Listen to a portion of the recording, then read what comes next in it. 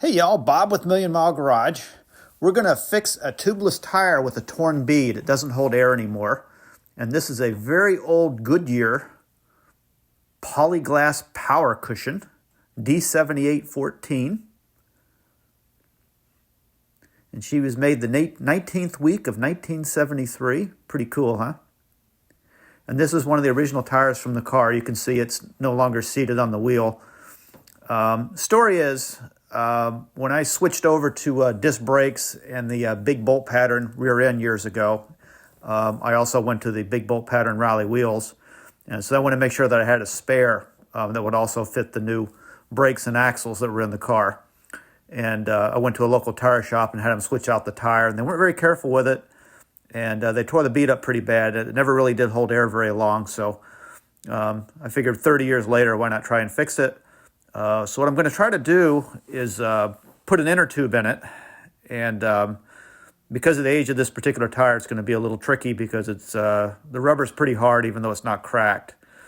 But I pretty much got my work cut out for me here. So that's what we're going to try to do on this today, is we're going to break the bead down on this. We're going to do it in the garage. We're going to use a floor jack to do it.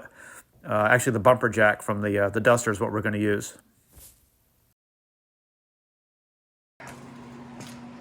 That looks goodish. Yep. So we'll just come in here and we'll just we'll crank on this. See if we can get the bead to come loose just by doing that.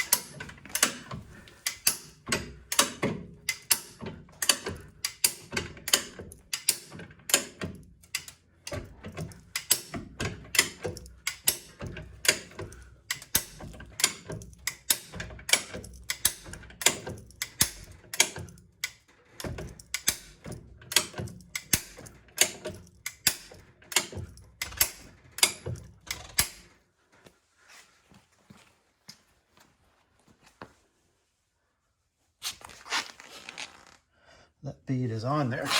We just about got the wheel off the ground here. I don't know if that's going to get it or not. Okay, reposition. Soaked up the rim edge really good. I got this closer to the edge. Let's see how that does. This tire's so hard it's actually holding the car up off the ground.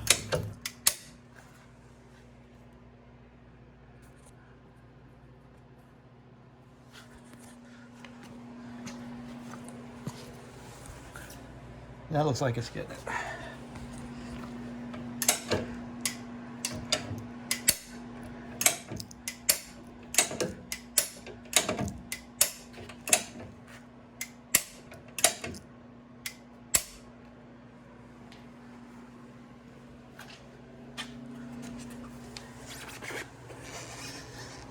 Yep, that's pulling away from the bead. Good deal. All right. Oh, there we go. That's got it. Okay. All right. She's broke loose.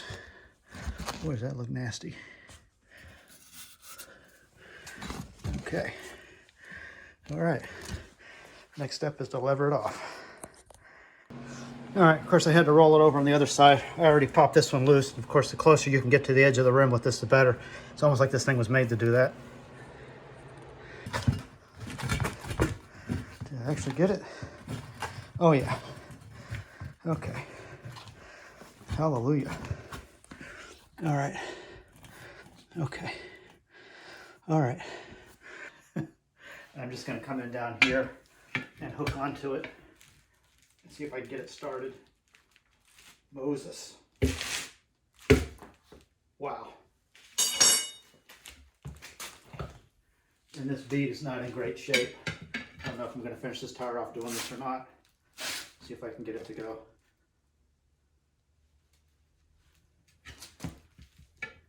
The bead actually is dry rotted. Maybe there is something to that. But a tube will be fine with that. Again, kind of already knowing this tire is kind of junk anyway, but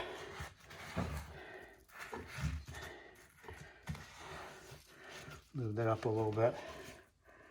Maybe I can wipe the soap off my hands.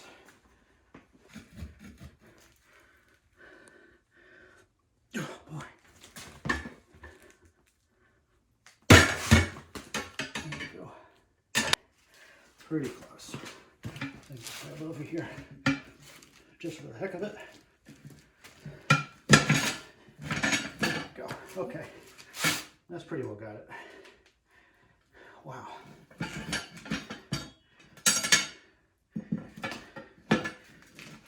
Okay. All right. Oh, there goes the soapy water. That's nice. Okay. Taking a look at the mess we got here. Ooh, gotta be real careful back here. This stuff is rock hard. And you can see the bead is in really bad shape. See that? Not good.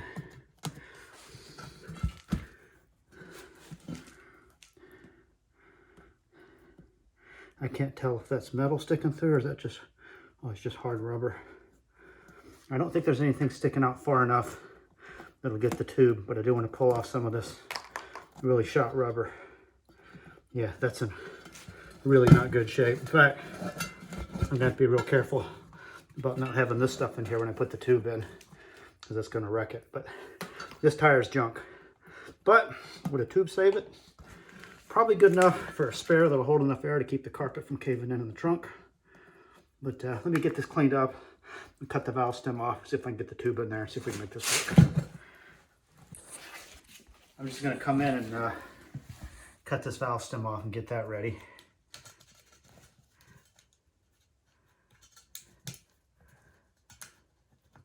Come on, give it up. Come on, you. Now there's a little plug stuck in there. I should be able to just reach in and grab on it. Oh, Moses. Really?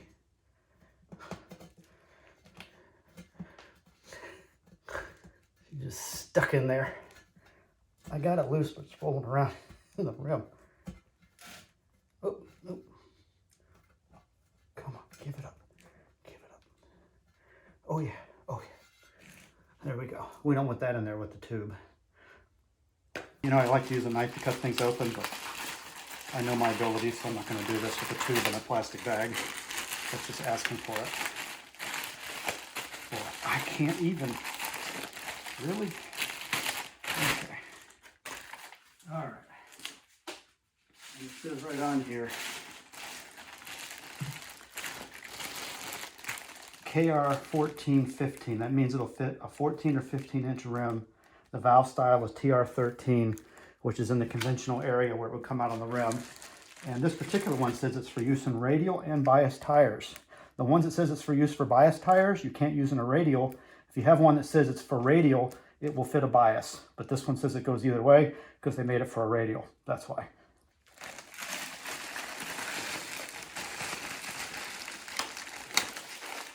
All right. There she is. We got us a tube. I'm going to take the valve stem off, and you can see it's not tapered like a pressing dealio, and it's a short stem, which ain't going to work with my wheel covers. But you know, this is a spare tire, so no big deal. So I'm going to have to get this fitted in here without wrecking it. I'm just going to come in very carefully, knowing that I need to line the valve stem up with this hole right here.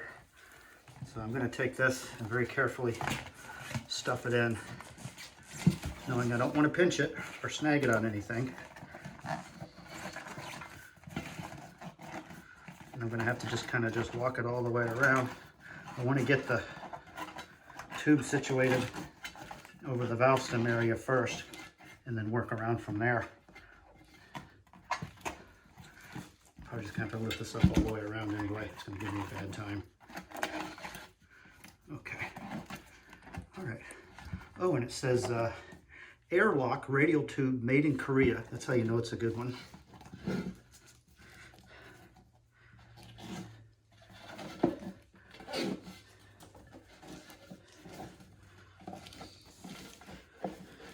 And what's nice about this is since it says it's made for a 15 or a 14 inch rim, this is going to be a lot easier to get this stuffed in here than if it was a 15, which that's nice. I've almost got it.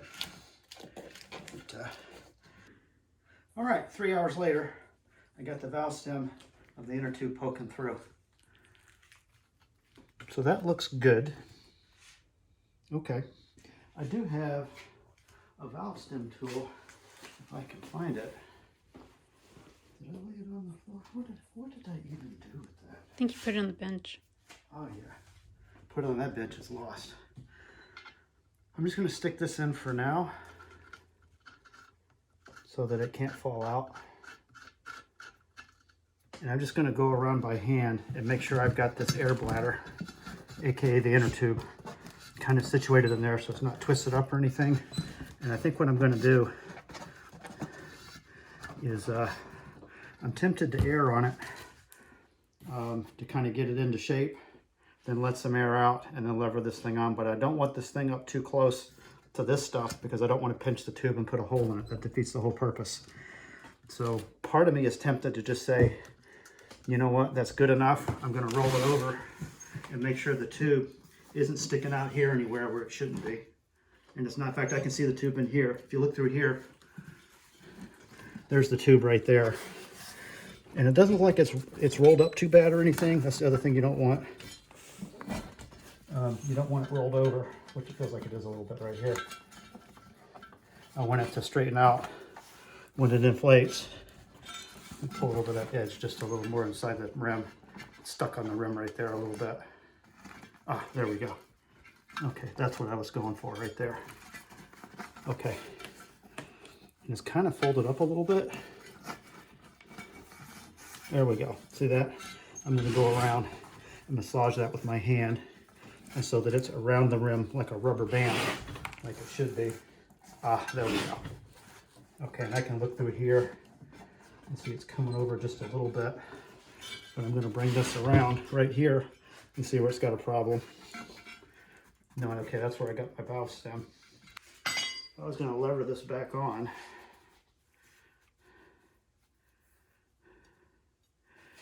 I want to very carefully grip the rim and not grip the inner tube.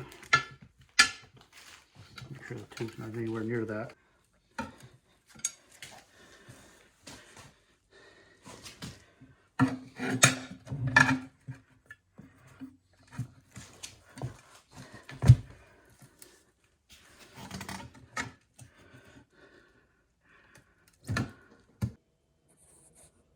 Okay, I thought before I seated in the tire, we got the bladder back in, no problem, all that stuff. I did want to take all of the patina off. The wheel did have some curb rash. This was a used wheel, of course, that I bought years and years ago. So I did a little hammer and dolly work to kind of straighten the lip out. Now I'm going to be honest with you, this thing went back on so hard. I did have one spot. I can't even find it. I was probably over here where there's naked metal. I actually did dimple this in a little bit when I was trying to roll the tire back over. This tire is rock hard. It went on really hard. And I actually ended up taking some of that silicone stuff I used to mount the new tire. I was hoping soap and water would have been enough, but it wasn't. And I greased it up and I got it to go on. But that bead is in terrible shape. I can hear pieces of bead falling around in there. Hopefully it's teeny tiny pieces that won't puncture the tube. I'm never going to put this on the car and drive on it again. This is just to hold air pressure. If I ever take it to a show, if the car's ever concourse again, at least I got the original tire.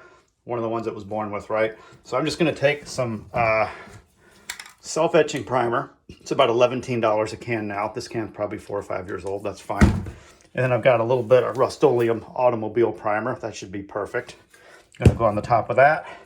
And then I got like a 1/4 can of black spray paint left. Looks like Walmart. Probably $2.49 a can even today. Really crappy stuff, so why not?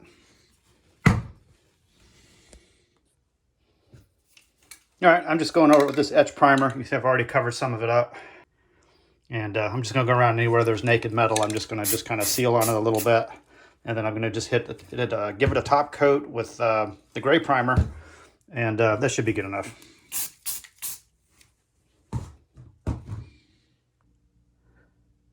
Oh, yeah. Yep. You can't even tell I hammered on that wheel. Look at that. Nice. All right. We'll put the black top coat on and see how it turns out. All right. I decided to do it all in one heavy coat. Terrible idea, but looks like it's working out okay. It's probably going to take about a week to dry. That's all right. Good old black Alcyd enamel.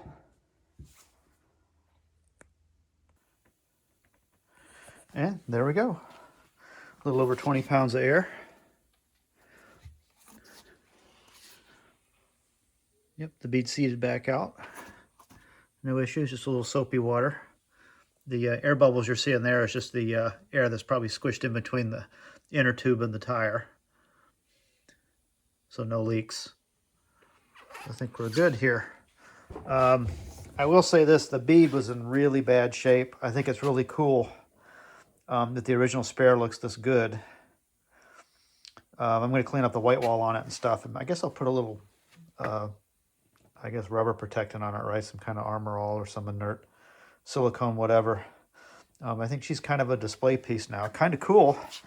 51-year-old tire.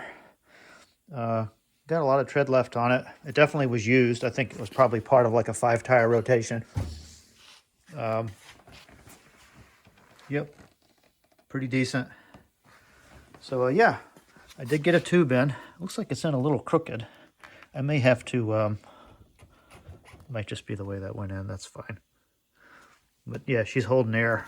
Not a spare that I would care to use. When those beads are weakened like that, I did have a little exposed metal.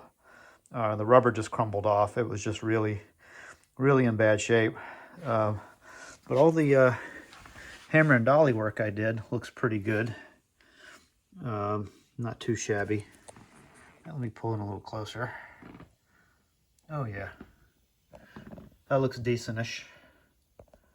Got a little spot there. Maybe it's just got a little bit of a wrinkle into it. Nothing major. First glance, it looks pretty good. So I'm happy with that. That's pretty decent. So yeah, got a tube in the tire, and I've got a spare that holds air. Although now I've got a really good spare that holds air in the trunk on a rally wheel now, but you probably saw that in the other video. Hey, thanks for watching. Hit like and subscribe. We'll talk to you next time.